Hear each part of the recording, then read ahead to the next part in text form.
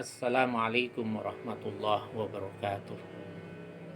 Hamdan wa syukran lillah, la haula wa la quwata illa billah, amma ba'd. Pemirsa yang dirahmati Allah Subhanahu wa taala. Pada episode yang ketiga ini kita akan melanjutkan pembahasan kita tentang hakikat dan rahasia sholat. Yaitu sholat merupakan pondasi sekaligus pilar bangunan agama Islam.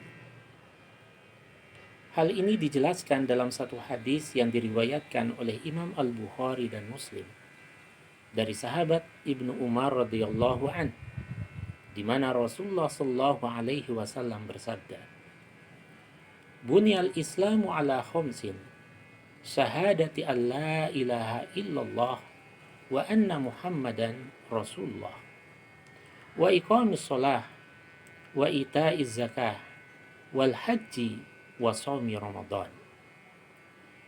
Sabda Nabi, sesungguhnya Islam itu dibangun di atas 5 pondasi, yaitu kesaksian bahwa tiada Tuhan selain Allah dan Muhammad adalah utusan Allah, menegakkan sholat, menunaikan zakat, melaksanakan haji dan puasa di bulan Ramadan. Berdasarkan hadis ini, secara tegas Rasulullah SAW bahkan beliau meletakkan menegakkan atau melaksanakan sholat itu nomor 2 dari 5 pondasi bangunan agama Islam, yaitu setelah syahadat, maka kemudian melaksanakan atau menegakkan perintah sholat 5 waktu. Ini menunjukkan bahwa posisi sholat sebagai manifestasi atau perwujudan dari keimanan seseorang kepada Allah dan Rasulnya, bahkan kepada rukun-rukun iman yang lainnya.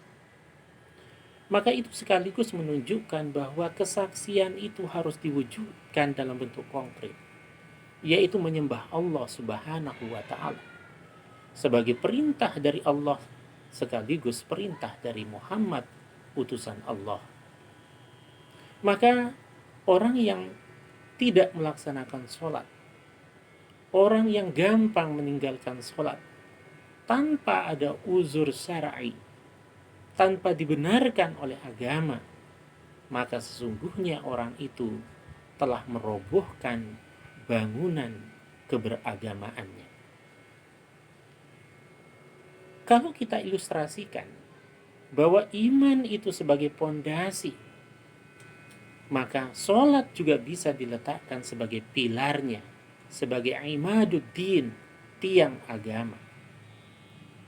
Suatu bangunan akan kokoh ketika pondasinya kuat, dan pun juga pilarnya harus kuat. Sholat adalah satu wujud konkret dari bukti keimanan kita kepada Allah dan Rasulullah Sallallahu Alaihi Wasallam. Maka orang yang gampang meninggalkan sholat, hakikatnya dia tidak mewujudkan kejujuran keimanannya itu, baik keimanannya kepada Allah sebagai satu-satunya Tuhan yang disembah, yang tidak ada Tuhan lainnya yang berhak untuk disembah, dan sebagai wujud konkret pula ketaatan kita kepada perintah Rasulullah Sallallahu Alaihi Wasallam. Maka ketika kita ingin bangunan keberagamaan kita itu kuat dan kokoh, maka mutlak sholat pun juga harus benar-benar ditegakkan, benar-benar dilaksanakan. Ibarat satu pilar dari sebuah bangunan, maka sholat ini merupakan pilar yang kokoh. Maka ketika bangunan itu tanpa pilar yang kokoh, maka tentu bangunan itu tidak berfungsi dan tidak bermakna apa-apa. Maka kualitas dari pilar keberagamaan itu terlihat dari kuatnya, benarnya, konsistensi dari seseorang dalam melaksanakan. Maka mari kita tegakkan sholat sebagai wujud kejujuran keimanan kita kepada Allah dan Rasulullah Sallallahu Alaihi Wasallam, sebagai wujud konkret dari kejujuran keimanan kita, sebagai wujud konkret dari bentuk ibadah kita langsung kepada Allah Subhanahu wa Ta'ala sebagai zat yang maha mutlak untuk disembah oleh semua makhluk ciptaannya. Semoga ini bermanfaat. Kurang lebihnya mohon maaf.